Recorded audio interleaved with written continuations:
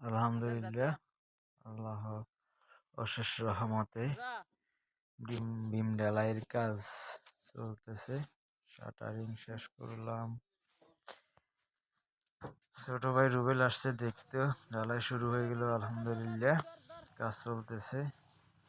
আমার চাচা বাড়ির মালিক, উনি নিজেই বাই বেটার করতেছে। আলহামদুলিল্লাহ, যাক মাশাআল্লাহ, নিজের কাজ নিজেই পরিদর্শন করতেছে। খুব ভালোই লাগতেছে। কাজ চলাকালীন নিজের দায়িত্ব সহকারে বাই বেটার মারতেছে। কাকাকে অসংখ্য ধন্যবাদ। চাচা মানুষ।